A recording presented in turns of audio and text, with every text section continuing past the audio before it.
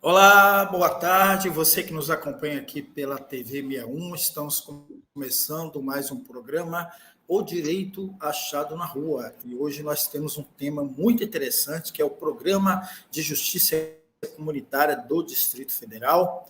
Este programa ele é coordenado pela juíza Gláucia Foley e ele ganhou o prêmio Inovare, que tem como objetivo identificar, divulgar e difundir práticas que contribuam para o aprimoramento da justiça no Brasil. O programa Justiça Comunitária ele é feito com a comunidade, pela comunidade e para a comunidade. É um experimento de alargamento e de democratização do acesso à justiça. A juíza Glaucia Foley é mestre em Direito e doutoranda em Direitos Humanos pela Universidade de Brasília, a nossa querida UNB. Ela realizou pesquisas como visitante na Universidade de Wisconsin-Madison, Estados Unidos, e junto à Universidade Essex do Reino Unido. Ela é autora do livro Justiça Comunitária por uma Justiça da Emancipação, de 2010, e do Guia de Formação e Mediação Comunitária. Ela foi laureada com a medalha Márcio Tomás Bastos de Acesso Nacional à Justiça, concedida pelo Ministério da Justiça, e eu já trago aqui a juíza Gláucia.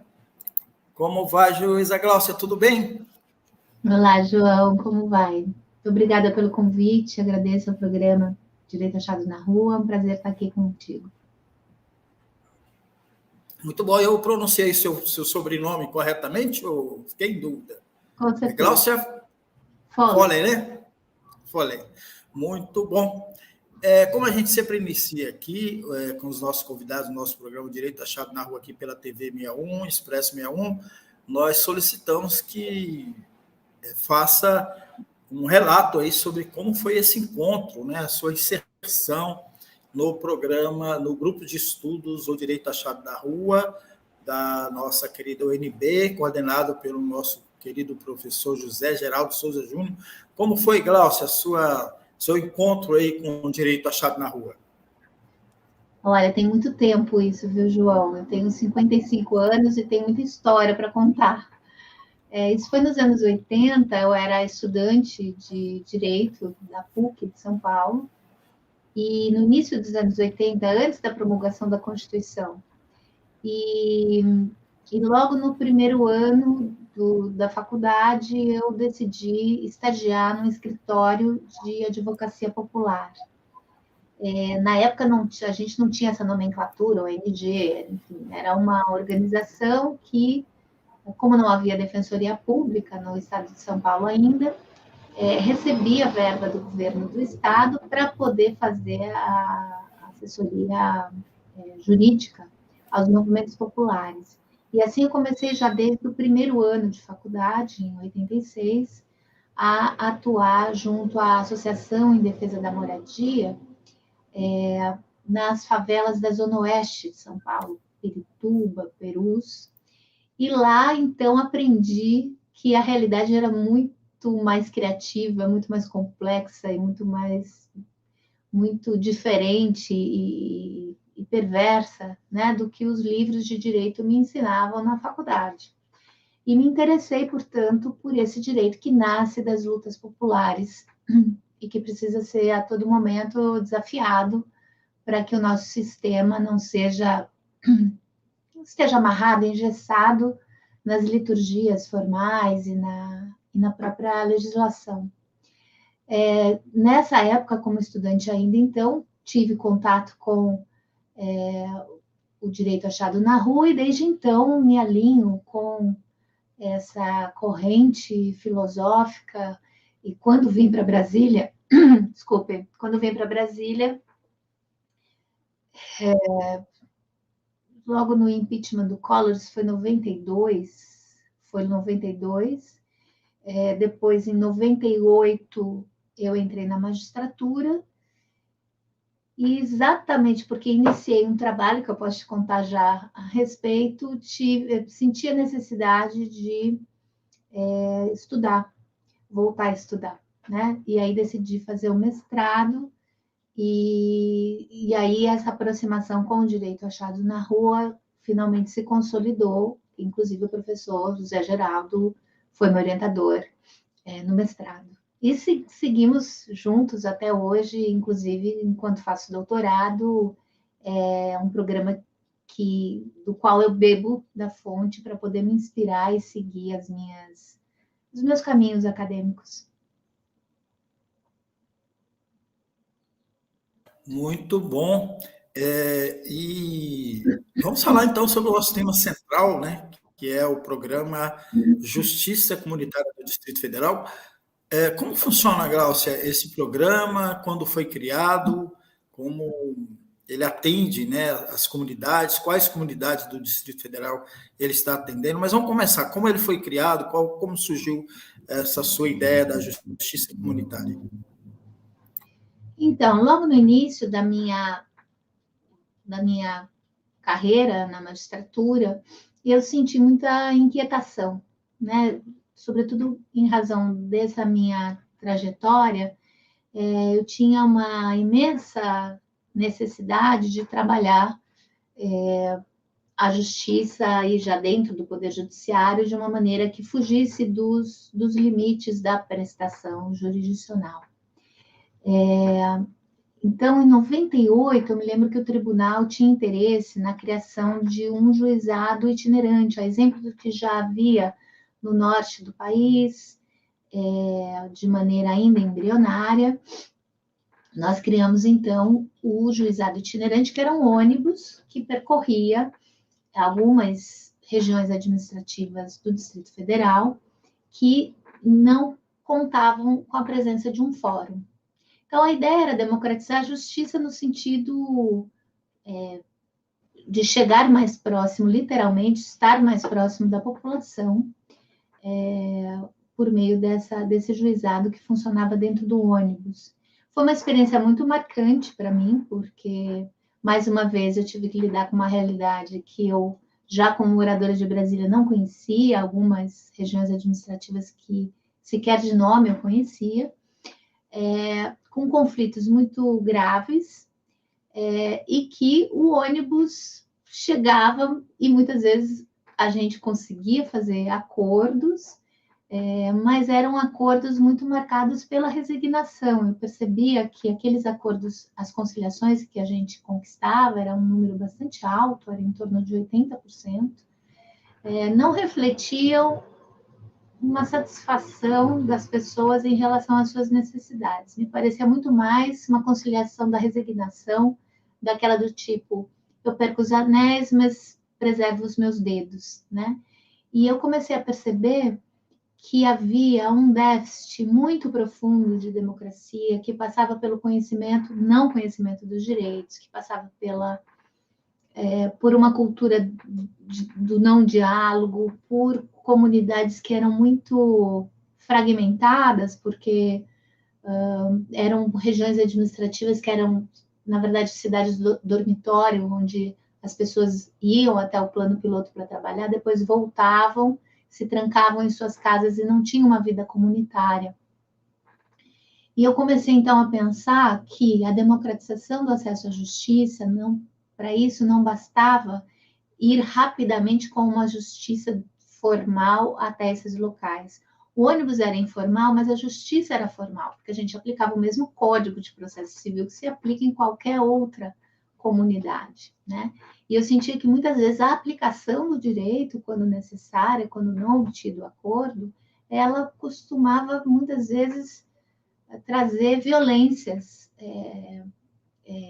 porque não respeitava a realidade daquelas comunidades. Então, a partir dessa inquietação, eu procurei, então, o primeiro parceiro que eu procurei foi o professor Zé Geraldo, que na época era diretor da Faculdade de Direito, da UNB, e assim iniciamos um grupo de trabalho juntamente com a Comissão de Direitos Humanos da OAB, a Defensoria Pública e o Ministério Público, para a gente poder elaborar um programa que desse conta de democratizar o acesso à justiça, não no sentido de levar a justiça formal mais rapidamente às comunidades, e sim de uma maneira que os membros da comunidade pudessem ser protagonistas da realização da justiça, que a justiça pudesse ser não do tipo representativo, como fazemos no âmbito do judiciário, em que o cidadão, a cidadã é sempre representado pela voz de um operador do direito, pela lógica de um operador do direito,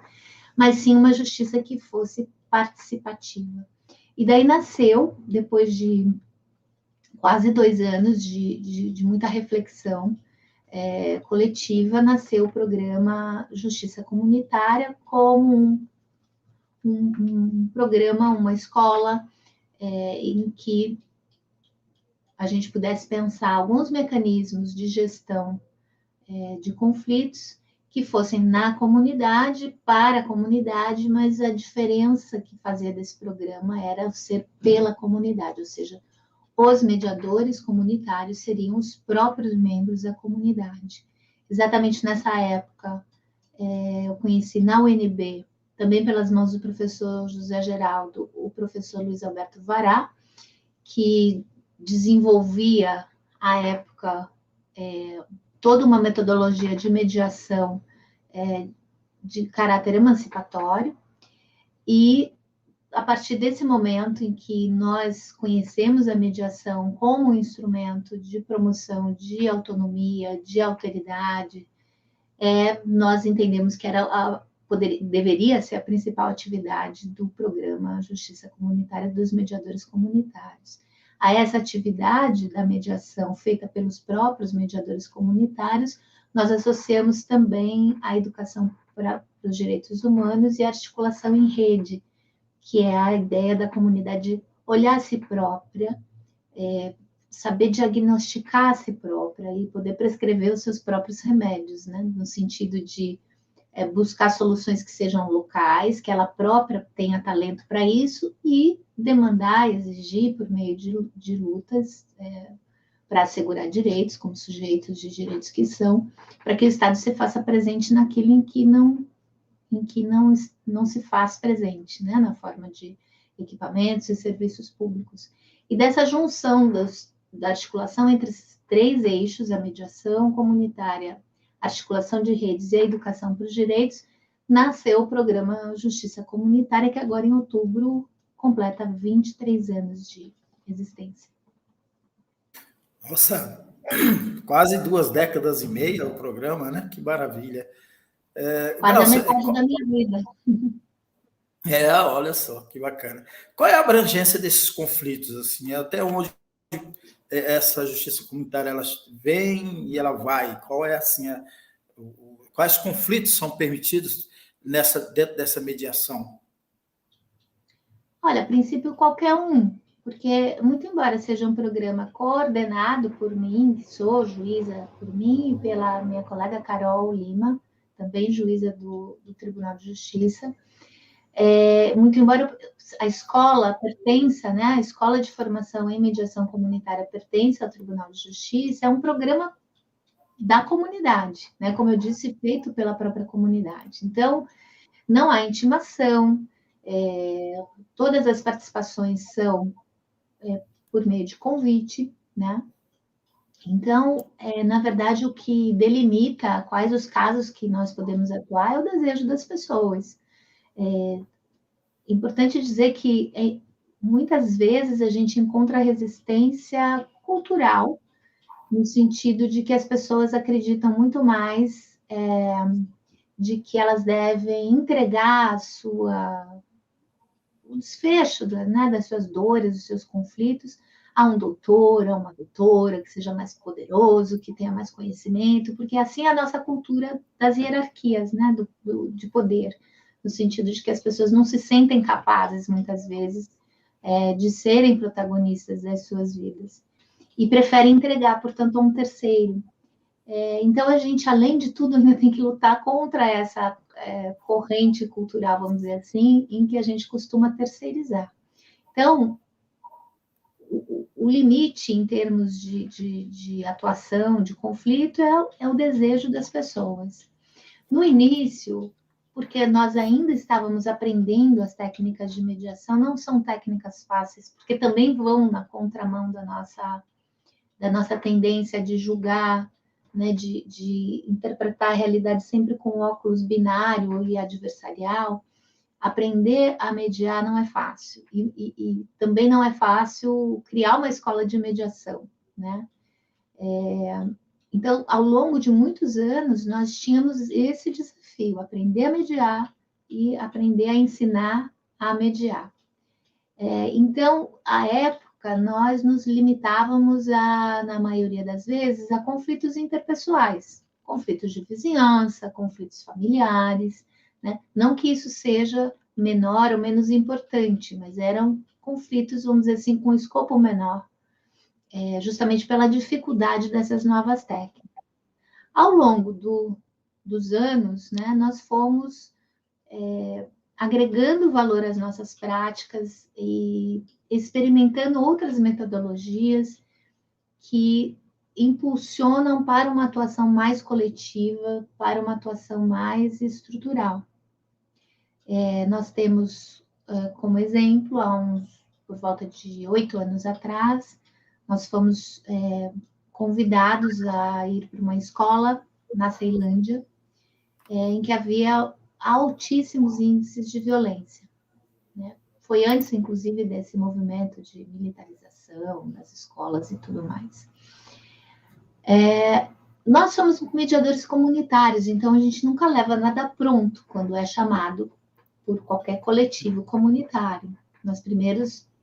Primeiramente, nós perguntamos o que é necessário, o que as pessoas desejam, quais as necessidades. E nessa escola específica, quando eu falo nós, eu estou me referindo a uma equipe que existe do Programa Justiça Comunitária, que é formada por servidores do programa, e o corpo de mediadores comunitários, que são membros da própria comunidade.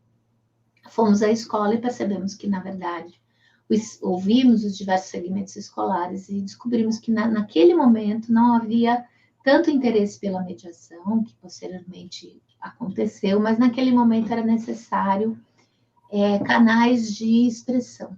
Na verdade, a escola, ou a parte da escola, precisava de democracia. Precisava se expressar, precisava entender as regras da escola, precisava compartilhar a formulação de outras regras, mudar as regras da escola, enfim. E aí nós começamos, então, a aplicar círculos comunitários que são participativos, círculos comunitários participativos, que é uma metodologia em que você trabalha com os círculos ancestrais, indígenas, de resolução de conflitos ou de celebração. Os círculos podem ter vários objetivos.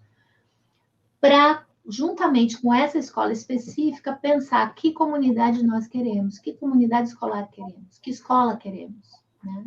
E aí, a partir dessa experiência circular, os resultados foram incríveis, porque as pessoas se sentiram representadas, se sentiram ouvidas. Há relatos, por exemplo, um dos relatos que eu gosto muito, de que o diretor também participando da escola, são convidados para participar desses círculos, os alunos, professores, a direção, os terceirizados, né?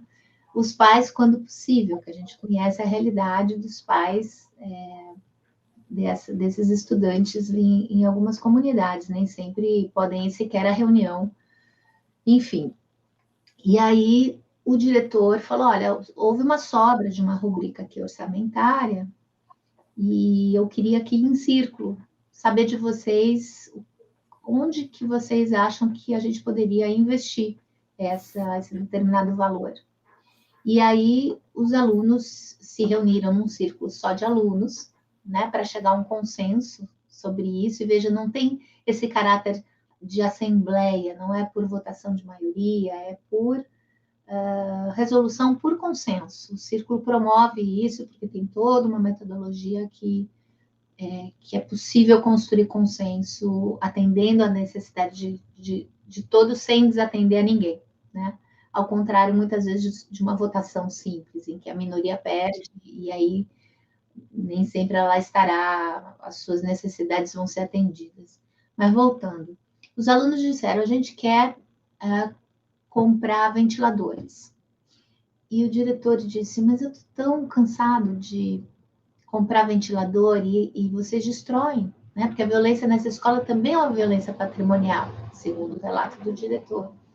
E aí os alunos disseram, não, mas é a primeira vez que a gente se sente dono dos ventiladores. Esse ventilador é nosso, né? Porque isso foi definido como a nossa prioridade. Então, nós seremos os primeiros interessados em preservar esse patrimônio.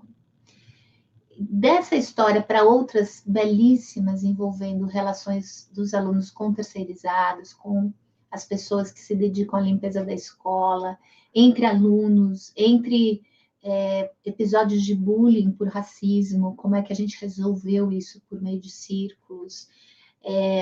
Houve situação em que alguns pais foram para a escola e perguntaram: o que vocês estão fazendo com os meus filhos? E aí a direção ficou preocupada e disse: por quê? Porque agora lá em casa a gente tem qualquer briga de casal e as crianças já vêm e dizem: olha, vamos sentar em rodinha agora, para que cada um coloque as suas preocupações na mesa e assim a gente possa chegar a uma solução que atenda a todos, né? Então, é uma revolução, assim, cultural, política, né? O que a gente quer? A gente quer que criança seja cidadã, e ser cidadão significa questionar as normas, né? E não obedecê-las cegamente. Então, a ideia de se trabalhar em círculos comunitários, isso dentro da escola, mas fora da escola também, é revolucionário, primeiro porque prescinde de um conflito. Não é necessário ter um conflito necessariamente para a gente fazer círculo de projeção de futuro, do que queremos, como a gente quer se organizar, que tipo de relação a gente quer ter. Se as relações são pautadas em violência estrutural, relações de opressão, relações de exclusão, de hierarquia, como é que eu transformo isso em pertencimento, em igualdade, né? Enfim, em inclusão, né? Em não silenciamento de vozes.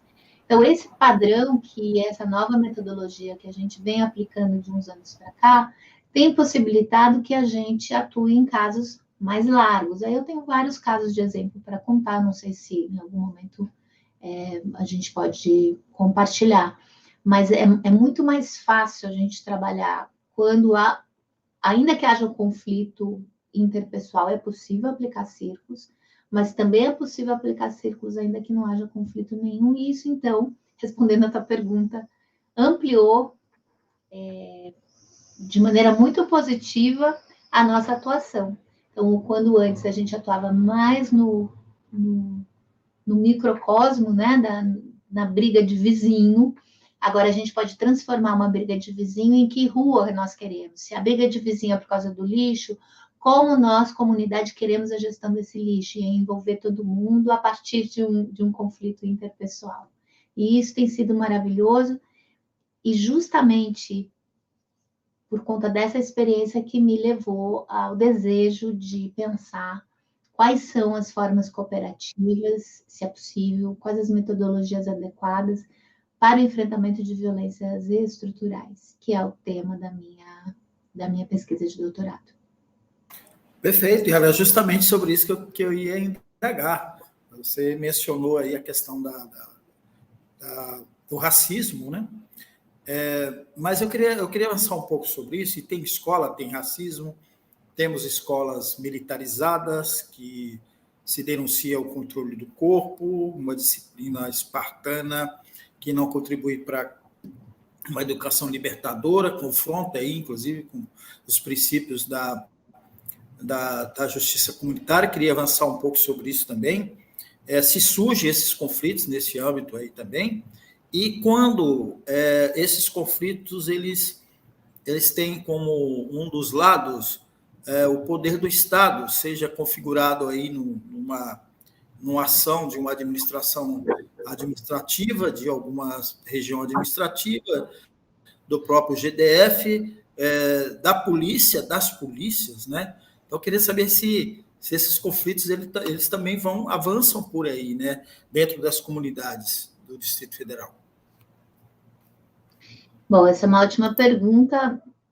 Vamos começar pela questão do racismo, das escolas militarizadas, né? Eu me lembro quando houve essa determinação, né? Porque, na verdade, essa eleição no Distrito Federal que houve da comunidade escolar para saber quais escolas seriam ou não militarizadas, foi uma eleição, a meu ver, viciada, né? Que o governo local fez, porque contou, do ponto de vista numérico, quantitativo, com um número de votos maior dos pais. E os muitas das vezes não têm um repertório, não trabalham com educação, não são profissionais da educação, né?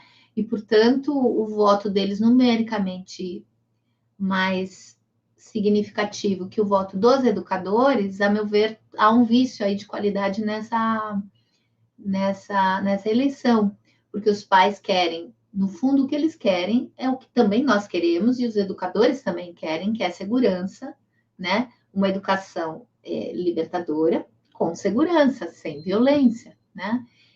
O problema é que há uma limitação de repertório. Se todos queremos isso, se a gente identifica que a necessidade é essa, qual é a estratégia para isso? Né? Os educadores têm outras estratégias, que não a aplicação da lei da ordem, que não o binômio castigar e punir, né? Que é, muitas vezes, o repertório dos pais, como eu disse, por falta de formação e por falta de informação de que há outros modelos de educação que podem atingir o mesmo objetivo, qual seja, crianças com educação de qualidade, crianças em uma escola de paz, uma escola sem violência. E foi interessante, porque nessa escola em especial, que nós iniciamos esse trabalho há 8 anos atrás, o índice de violência dessa escola, João, despencou.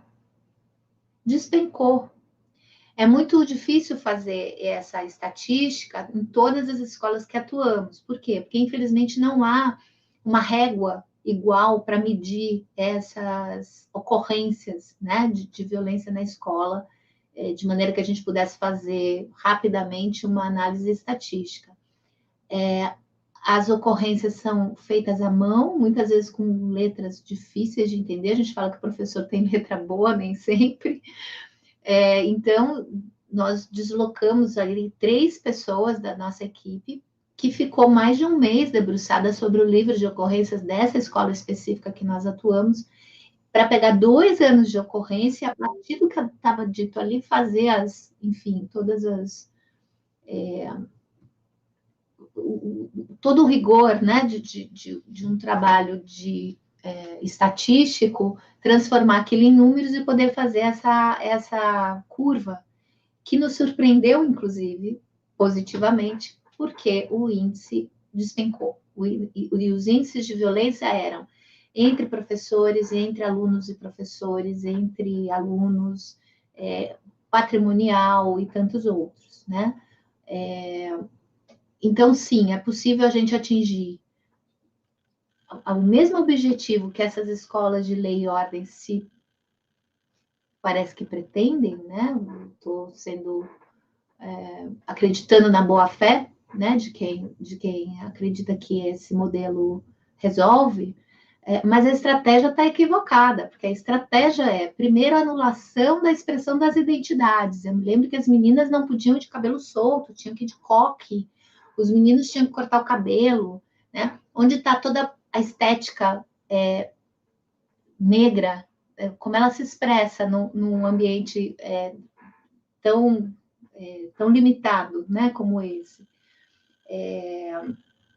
E muito menos questionar regras, né, como a gente não só comporta esse tipo de questionamento nesse programa, como estimula, né, a regra assim, mas por quê? Vou dar um exemplo.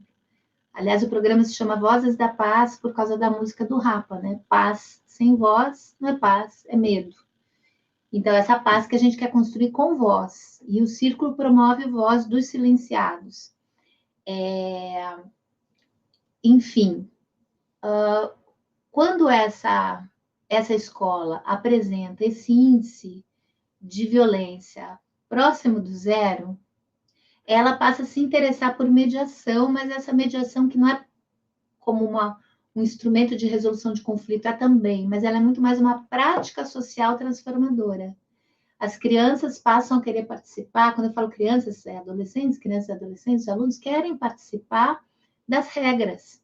Então, houve um questionamento de por que não podia levar brinquedo todos os dias na escola. Muitas escolas adotam essa regra, né, de só poder levar às sextas-feiras. E isso foi colocado num círculo grande com os professores.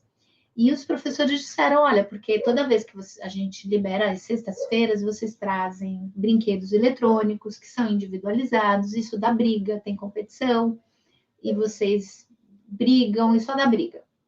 Então, um bom círculo, ele vai necessidade das pessoas. Para assegurar direitos, você precisa saber quais são as suas necessidades antes, né? Não adianta você ter um monte de direitos, você não sabe a quais necessidades humanas você quer atender.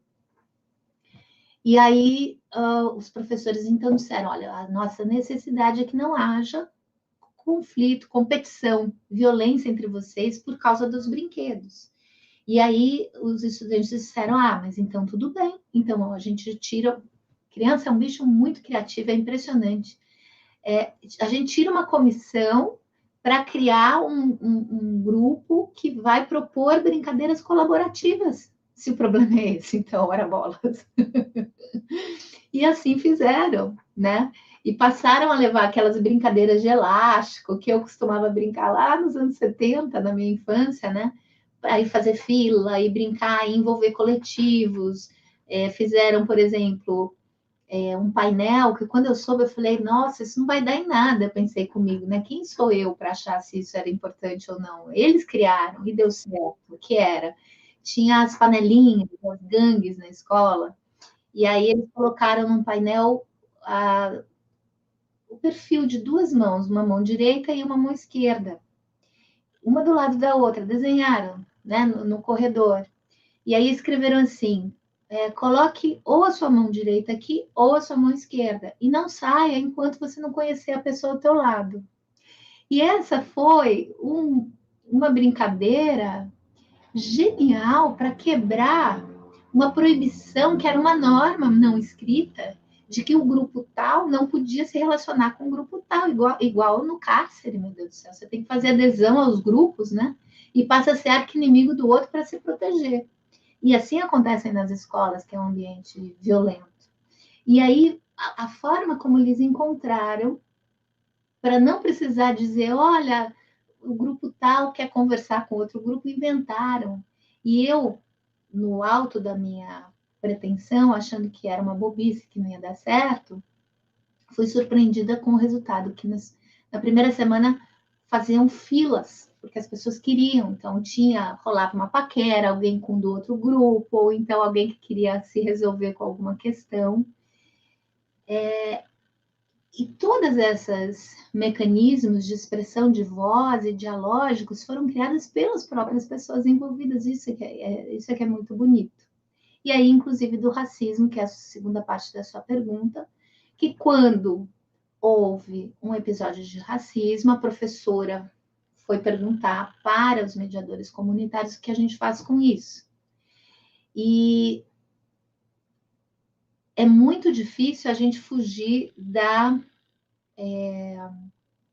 cultura da punição, né?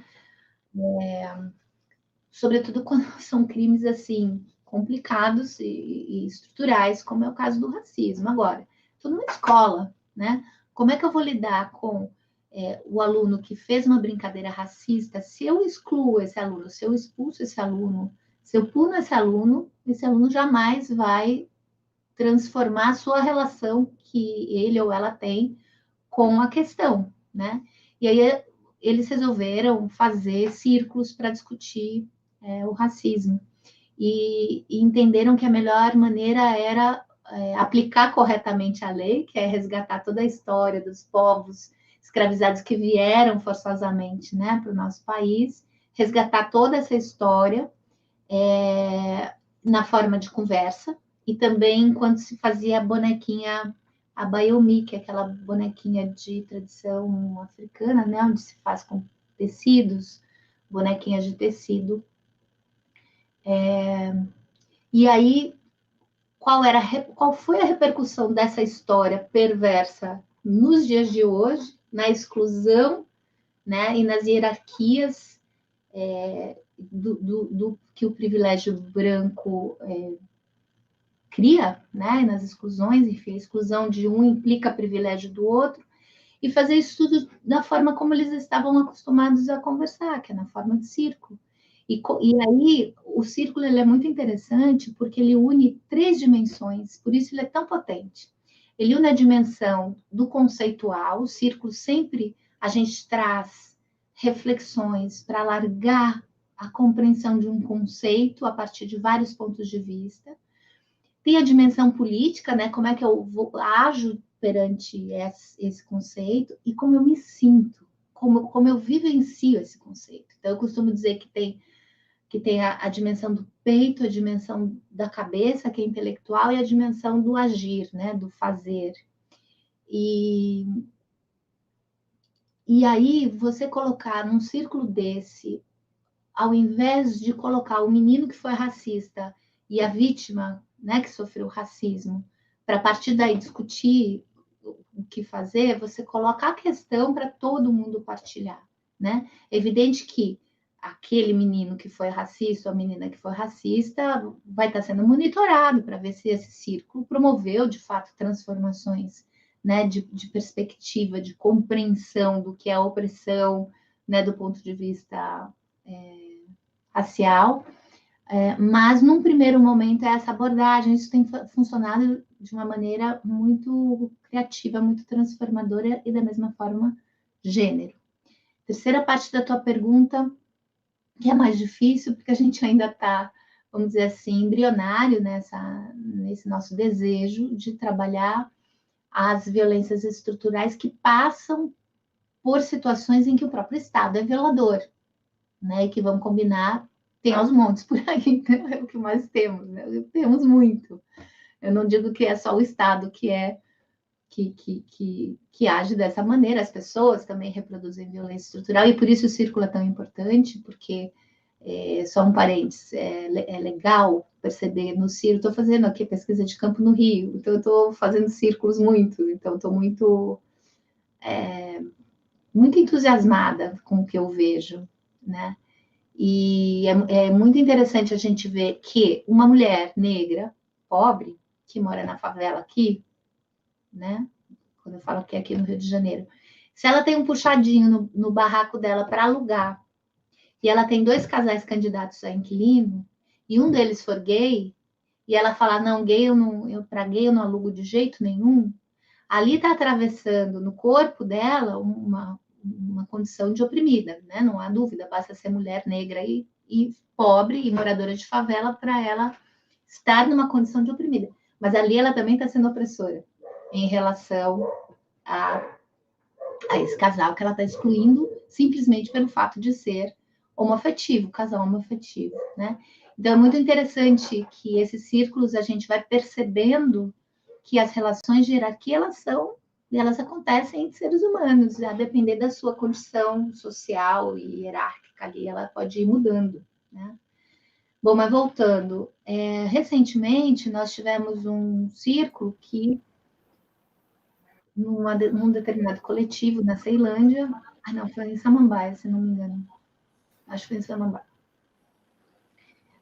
que queria saber como é que os círculos funcionavam e tal, e os mediadores foram lá e explicaram como era, para entender, por meio dos círculos, quais eram as necessidades daquela comunidade e saber como ela poderia se organizar para satisfazer essas necessidades, né? Se precisariam buscar rede, defensoria pública para assegurar um direito, ou se poderiam, enfim. São os caminhos possíveis. O importante é ouvir quais são as necessidades, ampliar repertório para saber o que é possível fazer, né? Ler a realidade com óculos críticos e agir, né? E naquele momento, a demanda principal era a UBS, que estava atuando de uma maneira, segundo esse coletivo de moradores, de uma maneira que não era adequada, não atendia as necessidades desses moradores, já estava muitos casos de ocorrência, de brigas, de ameaças, chegava para a delegacia de polícia, e a gente sabe como é que é quando há esse tipo de conflito, né, com o servidor público e tal.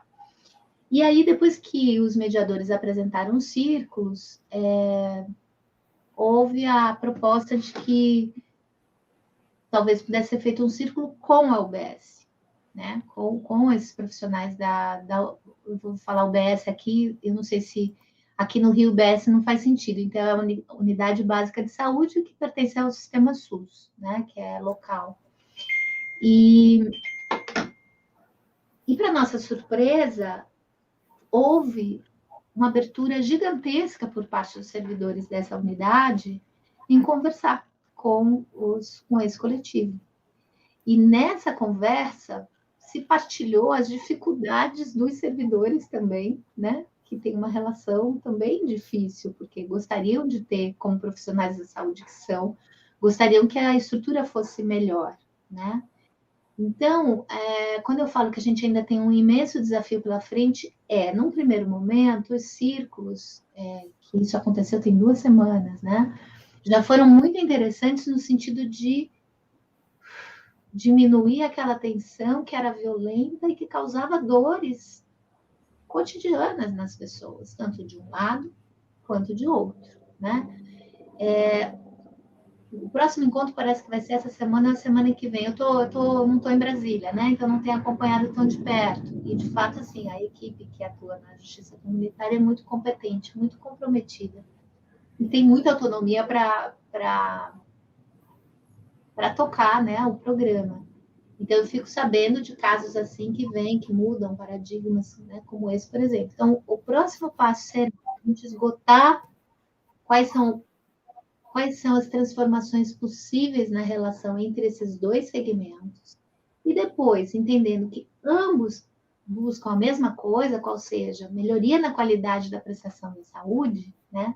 Como, então, que a gente pode, com criatividade, com formulação de projetos, com diálogo, né? Conseguir melhorias para aquela determinada OBS daquela determinada região administrativa. Claro que não muda o mundo, né? Ninguém vai mudar o SUS a partir disso. Mas a nossa ideia é que trabalhar com violências estruturais implica trabalhar localmente também, naquilo que a violência estrutural se expressa, que é na vida das pessoas. Ela é estrutural. E ela se expressa ali desde quando a pessoa chega para buscar atendimento e que se depara com um vigilante que se move por atitudes estúpidas em relação às pessoas, sobretudo mais humildes, até médicos que não têm compromisso com a medicina, né? Vide aí casos de universidades que estão formando monstros, né? Para dar o exemplo de uma universidade recente que cometeu um ato, alunos cometeram um ato que de violência extrema. De violência extrema, exatamente. Então, isso tá refletido nessas unidades de saúde, né, Glaucia? Eu acho que é interessante esse trabalho de vocês com elas. Agora, quais são as regiões administrativas que o programa de justiça comunitária trabalha no Distrito Federal? Então, João, a gente tem 3 núcleos, que na verdade é a escola que tem três núcleos, né? Em Ceilândia, onde tudo começou, há 23 anos atrás, em Samambaia e em Taguatinga. Só que a gente quer menos a ideia de ter núcleo de prestação de serviço à comunidade. A gente entende que, como escola, a gente tem que estar disponível para partilhar as nossas metodologias e para fazer formações em qualquer área do Distrito Federal, né? Tanto que agora, a gente está celebrando uma parceria que me deixa muito feliz com o secretário Marivaldo, o secretário de Acesso à Justiça, que tem feito um trabalho exemplar, né, à frente da pasta, da secretaria, em que a gente vai também expandir para uma outra região administrativa, que é a Planaltina. Mas não no sentido da gente se instalar lá, entende? Porque a gente não quer essa ideia de que nós somos uma prestação de serviço à comunidade. A gente quer cada vez mais fortalecer essa abordagem de que nós somos uma escola, que nós vamos até coletivos que queiram conhecer o nosso trabalho, que se alinhem com a nossa metodologia, vamos dizer, emancipatória, né? Façam a formação conosco, a gente se dispõe a fazer uma supervisão, porque não é fácil, né? E depois a gente sai voando para outras demandas que vão nos chamar, entende? Então, isso não é uma prisão, o fato da gente só ter três equipes atuando nessas três regiões que eu falei, não significa que a gente não possa partilhar a nossa experiência e promover formação em outros locais do Distrito Federal. Eu acho que você traz um ponto que é muito importante a gente trazer aqui, inclusive como informação, aliás, como serviço, né? Então, quais coletivos, quais são os grupos que podem requisitar à escola essa formação e para trabalhar dentro das suas comunidades? Quem pode, quem pode ter esse acesso? Qualquer coletivo. Qualquer coletivo. Qualquer coletivo. Uma associação ou uma prefeitura de quadra, como se denomina muito no Distrito Federal, um grupo de estudantes, sim, professores, subsedes do Simpro, seccionais da OAB. Já trabalhamos com Comissão de Direitos Humanos da OAB no nosso projeto Ubuntu, que é trabalhar com a questão da educação para a promoção da igualdade racial, mas também pensando em formas dialógicas, né, de você, como essa que eu exemplifiquei com a escola, de transformação do racismo. Por exemplo, aqui no Rio de Janeiro, João, eu vim fazer minha pesquisa de campo aqui, né? Eu quero entender como que as comunidades podem ser protagonistas. E quando eu falo comunidade, aqui no Rio tem uma conotação meio ruim, que dá a impressão que eu estou evitando falar a palavra favela. Eu não tenho problema nenhum usar a palavra favela, né? Porque a gente sabe exatamente o que significa Milton Santos, o CEP, para quem tem o CEP de favela, o que isso significa em termos das hierarquias sociais. Mas porque quando a gente fala de justiça comunitária, nós podemos trabalhar em qualquer comunidade que compartilhe interesses em que as pessoas se conheçam, se alinhem, né, com o estilo de vida, conheçam seus nomes e tenham relações de afeto, né, que pode ser na favela ou não. Aqui lá no Distrito Federal, a gente prioriza as comunidades mais pobres por razões óbvias, que não é para criar uma justiça de segunda categoria, e sim pela emergência de se transformar violências em possibilidades de gozo de direitos, né? Mas aqui no Rio, por exemplo, eu vim sozinha, né? Não tem a minha instituição, eu não sou juíza aqui, eu sou pesquisadora, não tem a justiça comunitária que me dá esse respaldo.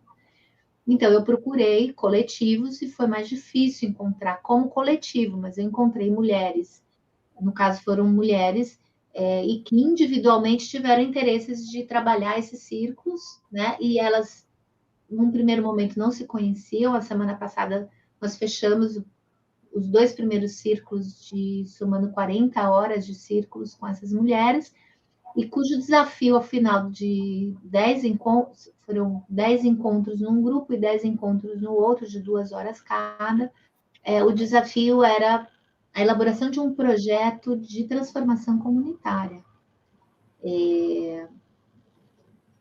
E elas deram o nome de agentes de transformação à comunidade que queremos.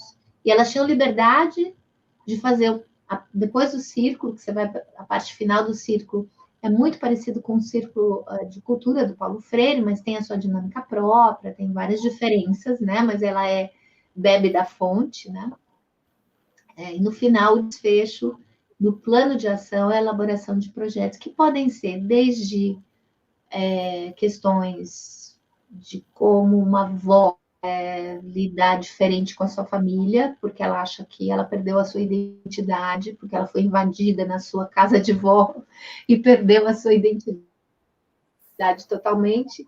Isso é um projeto de transformação, isso tem a ver com violência estrutural, sim, né, com etarismo, né, desde uma outra que quer fazer círculos comunitários com os meninos da sua comunidade, e aí por uma razão de segurança aqui, né, não posso declinar qual comunidade que é, mas ela é bastante conhecida, com os meninos que estão ali sendo, vamos dizer assim, seduzidos, né, pela lógica do tráfico, e fazer círculos com esses meninos para saber que futuro eles desejam, quais os caminhos que eles poderiam ter, se há outras estratégias de atendimento às suas necessidades, que não só essa de adesão ao tráfico. Então, você pode ter círculo para que envolvam coletivos que já existem e têm um propósito comum, né? Como esse que eu falei, que eu acho que foi Samambaia, não me lembro. Ou círculos de pessoas que não têm uma conexão a princípio entre si, mas que passarão a ter depois, porque o círculo é muito vivencial, né? E você pode trabalhar com questões bem subjetivas que transformam concepção de mundo, uma mãe, um pai criam o filho homem, o filho a mulher, se é diferente, se não é, né? Até círculos para trabalhar com questões bem mais complexas, como essa que eu falei dos meninos, né? Então, por isso que é muito livre, quando você fala quem pode, qualquer pessoa que realmente esteja interessada em fazer um trabalho horizontalizado. Que não seja aquela liderança que acha que ela vai salvar o outro, sabe? Que chega assim e fala que é liderança despachante, fala assim, você está com tal problema, dá que eu resolvo para você. Isso gera dependência, né? A hierarquia do outro, ou que sabe mais, ou que tem mais grana, ou que tem mais poder, ou que tem mais retórica sobre o outro. O círculo, a metodologia dos círculos e a forma como a gente conduz é para quebrar isso, né? Tem toda uma liturgia do círculo que se fala quando se tem o objeto da fala, que não é liturgia pela liturgia, e sim para democratizar a fala e a escuta, para que não haja o predomínio daqueles que falam mais como eu, por exemplo. Eu estou uma pessoa muito melhor depois que comecei a participar dos círculos, porque eu sempre falei demais e ouvi pouco. Porque, como juiz, a gente aprende, né, a fazer assim. E eu tô vendo como realmente é transformador para mim e para as pessoas com quem eu estou aplicando e estou pesquisando. Exatamente. Nossa, eu estou encantado aí com esse trabalho seu, Glaucia. Eu queria saber de você o seguinte: eu estou aqui com o link da loja da editora Fora, que publicou seu livro, Justiça Comunitária por uma Justiça da Emancipação. Ele é resultado da sua dissertação de mestrado? Conta como foi que você chegou ao livro. O livro foi... Eu estava, como eu te falei, eu estava fazendo mestrado aqui na UNB, sob orientação do professor José Geraldo e professor Cristiano Paixão. E aí surgiu um convite para eu participar das aulas de mestrado da Universidade de Essex, que é uma referência em direitos humanos, né? O diretor de lá, o então diretor do Departamento de Direitos Humanos, professor Todd Landman, me convidou e eu fui. Eu já tinha terminado os meus créditos, eu fui, e de lá eu fui para Coimbra conversar com o professor Boaventura, que depois acabei indo para o Wisconsin Madison, onde ele dá aula também, e fui terminando a elaboração da minha dissertação de mestrado com a colaboração de todos esses professores, essas referências. É um trabalho mais teórico. Eu me lembro que o professor Boaventura achava que eu devia explorar mais no livro a experiência com a justiça comunitária, programa, né? Mas ainda era muito cedo. Eu cheguei a colocar uma outra experiência ali, mas eu achava que era um pouco cedo demais, que a ideia da dissertação era explorar mais do ponto de vista teórico como enriquecer a minha experiência, né? Por isso, para quem for ler, vai ver que é uma experiência mais embrionária, que não se parece com o que eu estou dizendo hoje com os círculos e tudo mais, mas do ponto de vista teórico me deu muita fundamentação. A sua tese de mestrado aí, desculpa, a sua tese de doutorado, do seu doutorado, é um prosseguimento, pelo que eu estou ouvindo alguns relatos seus, da sua experiência aí que você está pesquisando no Rio de Janeiro, parece um prosseguimento aí dessa experiência aí no mestrado, é isso? Exatamente, João. Eu não sou uma pessoa com muito perfil acadêmico, sabe? Eu peno bastante para, vamos dizer, cumprir esse papel. E daí que 20 anos depois, né? Porque foi 2010, o livro saiu logo em seguidinha do... Ah, não, logo em seguidinha nada. A gente já vai ficando velha, vai perdendo a noção do tempo. Parece que foi ontem. Foi 2010, foi 2010. Não, né? 2010 é o livro, e em 2003 eu apresentei minha dissertação. Então foram 7 anos. Eu falei que foi logo em seguida. 7 anos depois eu publiquei o livro, e depois só agora é que eu senti na pandemia, especialmente na pandemia, senti necessidade de voltar a estudar, aí sim no doutorado, portanto. Quantos anos depois? 20 anos depois do mestrado, né? 20 anos depois do mestrado, eu me submeti à seleção do doutorado na UNB em Direitos Humanos, porque eu ia falar tinha, não, ainda tenho, uma pergunta sincera. Se esses círculos, na forma como a gente está desenhando, são uma metodologia adequada para as comunidades diagnosticarem as suas violências, incluídas as estruturais e simbólicas, não só as diretas, como a gente sempre atuou, se elas são uma metodologia adequada para as comunidades diagnosticarem e adotarem estratégias de enfrentamento. Então, essa é a minha pergunta. A hipótese é que os círculos, sim, são adequados, mas eu preciso aferir isso numa pesquisa de campo séria, né, com todos os rigores científicos, é o que eu estou fazendo, e agora, semana que vem, eu inicio um novo círculo com mais 30 mulheres, e vou assim até o final do ano, e o ano que vem eu passo, então, a elaborar o texto, né, da tese. Mas você tem toda a razão. A pergunta sincera é porque, ao longo desses anos todos, dessa jornada toda, embora a gente tenha aprendido muita coisa, e criado muita coisa nova, conjuntamente, coletivamente, essa pergunta ainda é uma pergunta sincera, sabe por quê? Porque as pessoas que se dedicam muito à luta dos direitos humanos falam, olha, violência estrutural, a gente não pode mexer com mediação, né? Com práticas de mediação, com práticas autocompositivas, sob pena da gente reforçar as relações de opressão e de poder. Isso para mim sempre fez sentido, mas eu nunca fiquei convencida, porque mediação para mim, como eu te disse, não é uma técnica de resolver questões, é uma prática social. Eu posso falar um pouco da minha experiência pessoal, que talvez ilustraria um pouco a sua angústia aí. Claro. Eu, quando sofro, né, e ontem eu sofri um ato de racismo estrutural, quando eu fui comprar um remédio, e o farmacêutico falou, não, o mais barato está ali. Eu falei, eu não quero o mais barato, eu quero o mais eficaz, que é o que eu compro. Não, mas o mais barato está ali. Sabe aquela insistência? Né? Isso é racismo estrutural. Eu sofri, que a gente sofre com isso, mas eu percebi que aquele farmacêutico não era um atendente, simplesmente, era um farmacêutico. Ele é vítima desse racismo estrutural também. O exemplo da escola que você mencionou lá, que teve a vítima do racismo e teve quem praticou, ela é vítima desse racismo também.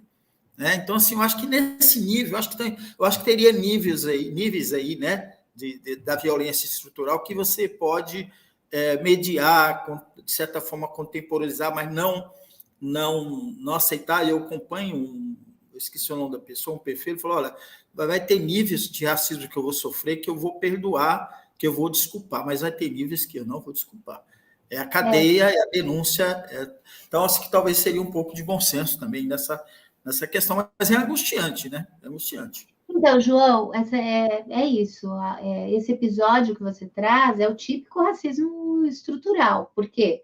Porque queremos acreditar que ele não tinha intenção de ser racista contigo, né? Ele não te ofendeu no sentido direto de fazer qualquer referência e tal. Ok. Mas eu não diria que são vítimas tal qual você, eu diria que são atingidos pelo racismo estrutural também. Vítima é quem sofre diretamente o racismo, mas sim. E aí, como é que a gente faz? A gente vai excluir todo mundo que reproduz o racismo estrutural? Né? Como é que a gente trabalha uma luta antirracista trazendo para reflexão o que é ou o que não é racismo, por que temos racismo e tal, se for excluindo todo mundo, né, que cometer qualquer ato como esse, né, desse farmacêutico. Então, eu acredito que é possível, primeiro, as pessoas ampliarem a forma, botarem um óculos diferente para enxergar o mundo, para que esse farmacêutico enxergue que ele, ao fazer isso, está sendo racista, né? E aí, claro, haverá situações de que a responsabilização pelas escolhas que a pessoa faz precisam ter consequências, sim. Né? Eu não estou. E aí eu não estou falando de perdão também. Né? Quando a gente fala de mediação, a gente está falando de uma forma de compreender o mundo também a partir da perspectiva do outro. Não é vestir o sapato do outro, porque só o sapato da gente é que sabe onde o calo aperta, mas compreender a perspectiva do outro. Isso a punição não faz, mas os mecanismos dialógicos fazem, né? Da pessoa ter oportunidade de compreender a perspectiva do outro e saber que agindo daquela forma ela está causando sofrimento ao outro. Então, a gente não pode perder essa possibilidade de transformação social, senão a gente está perdido. Senão a gente vai ter que sair punindo e vir aí né, uma festa de punição e de não transformação. Então, é nesse sentido que eu quero saber quais são os limites e quais são as possibilidades de isso acontecer. Eu sei que eu estou mexendo com um tema muito difícil, polêmico, mas, assim, nessas alturas do campeonato, já 20 anos depois do mestrado, eu não faria nada que realmente não fosse muito instigante para mim, que eu não fosse uma dúvida sincera, sabe? E aí, ao mesmo tempo que eu estou pesquisando teoricamente, eu estou aplicando na prática e estou também em diálogo permanente com a justiça comunitária, como eu falei, conta com uma equipe 100% maravilhosa, que entende exatamente onde a gente está trabalhando, as tensões, as dificuldades que existem, enfim. E os mediadores comunitários que são maravilhosos. A propósito, o papel do TJDFT nesse programa, como que é? Ele tem todo... Está totalmente dentro da estrutura do tribunal, né? O Tribunal de Justiça é um grande parceiro desse programa, na medida em que fornece toda a estrutura que o programa precisa para funcionar como escola. Tanto os equipamentos quanto o espaço, né, o equipamento prédio, equipamentos computadores, servidores públicos destacados exclusivamente para isso. E nós também contamos com essa parceria valiosa da Secretaria de Acesso à Justiça. Muito bom. Muito bom. Gláucia, eu tenho mais 3 pontos para trazer com você. A gente já está aqui ultrapassando o tempo que a gente delimita aqui da nossa entrevista, mas eu queria trazer. Mas antes assim, que é porque eu já estou indo embora, assim, ou minha vista está cansada, porque eu estou totalmente embaçada, é assim mesmo? Não, está um pouco embaçado mesmo a sua transmissão. Talvez seja sua lente, Se você tiver um paninho aí, pode passar aí que eu acho que melhora. Era para ter falado isso faz tempo, mas eu esqueci. Melhorou. Fiquei empolgado tanto no conteúdo que eu esqueci Mas melhorou sem eu passar o paninho, mas vamos lá. passa aí. Mas olha só, eu queria, enquanto a Gláucia resolve o problema da sua imagem, da sua câmera, pedir você que está nos acompanhando que se inscreva aqui no nosso canal, na TV 61, acompanhe o nosso programa, o Direito à Rua, compartilhe, enfim, ajude aí a gente impulsionar a nossa mídia alternativa, porque na nossa concepção, jornalismo só tem sentido se for a serviço da luta popular. Mas, Glaucio, eu queria 2 pontos. Primeiro, o Boaventura, o professor Boaventura de Souza Santos, ele te sugeriu falar da experiência, foi isso, no livro? Deixa eu ver se eu entendi. Foi, né? Da sua experiência do programa. Da justiça comunitária. Eu acabei falando, mas eu não explorei tanto, porque eu achava que a experiência não era, vamos dizer, robusta o suficiente à época, porque isso foi 2003, a gente tinha criado o programa em 2000. Então, mas por isso que eu estou fazendo essa pergunta, porque agora já está robusta, né? Tem 20 anos desde a sua... É isso, né? 20 anos desde do seu... 23 anos. Mas não é sobre a justiça comunitária que eu vou falar na minha tese de doutorado, é sobre essa Não, entendi. Não, então é isso. Aí a tese de doutorado está com qual linha? Com qual objeto? O objeto é esse, é violência, chama justiça transformativa, porque a justiça transformativa é uma proposta teórica que ainda não temos nada formulado ainda no Brasil, é uma proposta teórica que faz a mesma pergunta que eu fiz ao longo do meu trabalho com mediação e com práticas restaurativas, que é como enfrentar violência estrutural com metodologias colaborativas e cooperativas. Essa é a minha pergunta. Então, o nome, pelo menos por hora, é Justiça Transformativa, a participação da comunidade no enfrentamento de suas violências. Ou seja, por meio da aplicação desses círculos, eu quero ver se essa metodologia é adequada para as pessoas enxergarem as violências estruturais, enxergarem os racismos, das quais são vítimas, mas também são agentes, e tantas outras violências que não só o racismo, e propor transformações. Perfeito. Eu estava fazendo confusão, já estava achando que fosse as duas, uma coisa estivesse entrelaçada. São quase 30 anos de estrada, é natural que você faça confusão, assim, conhecer. Não, eu pensei que já tivesse entrelaçada o programa, né, do programa Justiça Comunitária, junto com, né, por conta dos seus relatos aí da questão da comunidade do Rio de Janeiro. Mas agora entendi, perfeito. Mas você tem razão. A experiência de Brasília em relação a esses círculos, evidentemente que eu vou trazer para a minha tese. Mas eu preciso de uma pesquisa original, em que eu não tenha aí essa posição, né, de poder, vamos chamar assim, simbólico como juiz. E daí a necessidade de eu fazer essa pesquisa aqui como pesquisadora, enfim, né?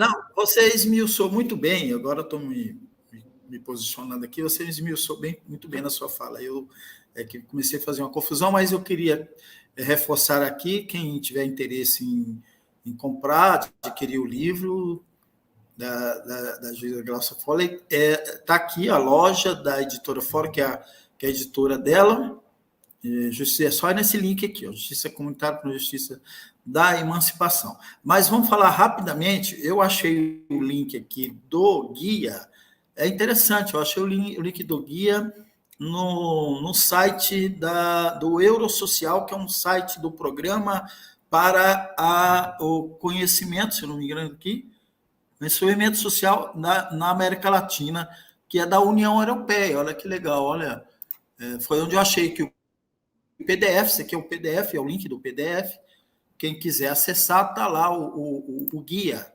de formação em mediação comunitária. Já é a segunda edição atualizada e ampliada, Gláucia Foley e Célia Passos, é isso?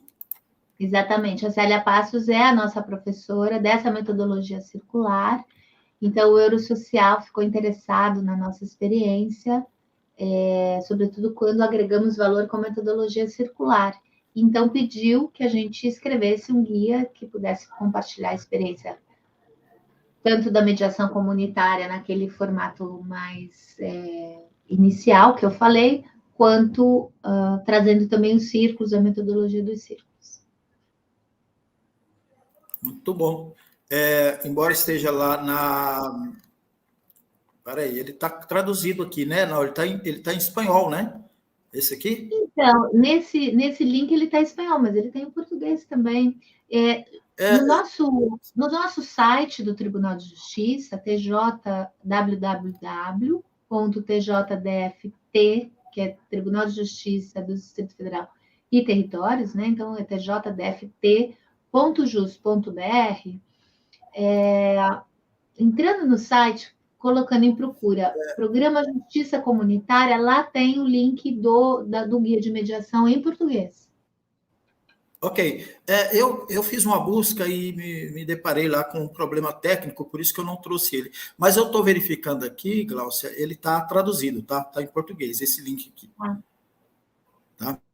Então, quem quiser conhecer o guia de mediação comunitária, pode acessar esse link aqui, que ele está traduzido em português, e muito interessante, muito, muito bacana mesmo. Eu já comecei a dar uma olhadinha, mas depois eu vou me aprofundar um pouco aqui logo, depois que a gente terminar a entrevista aqui com a juíza Gláucia Folli. Quero agradecer muito você que nos acompanhou, pedir mais uma vez que se inscreva no nosso canal na TV 61, ajude a impulsionar aqui nosso programa Direito Achado na Rua pela TV 61, e agradecer demais a Gláucia por sua entrevista maravilhosa, um tema muito importante para quem deseja uma justiça de fato em nosso país e a defesa dos direitos humanos, e deixo, então, para a Gláucia fazer as suas considerações finais e despedir do nosso público, agregar uma outra informação aí que eu não indaguei. Fique à vontade, Gláucia.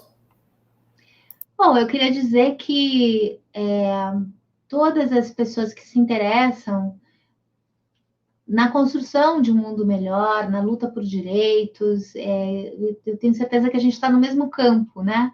Para mim é muito importante a desconstrução das opressões, ao mesmo tempo que a gente constrói novas sociabilidades. Não me interessa a luta só que busca eliminar as opressões. Se a gente não pensar como é que a gente vai se construir ao longo dessas lutas com novas relações mais fraternas entre nós, né? Com outras formas de sociabilidade dentro das nossas famílias, dentro das nossas escolas, dentro da comunidade. Portanto, essa pergunta, que comunidade queremos, é um sopro de projeção de futuro, sabe? Aquele futuro que a gente almeja não é só a ausência das opressões que a gente tanto luta contra, né? Também tem que ser um delineamento, né, de novos tempos, de novos indivíduos que vão construindo novas relações. É isso. Maravilha, muito obrigado mais uma vez, Gláucia. E nós Obrigada, voltamos Muito bom. Nós voltamos na semana que vem com mais um programa, O Direito Achado na Rua, aqui pela TV 61. Um grande abraço para todo mundo. Abraço, Obrigada. Gláucia. Valeu. Obrigada.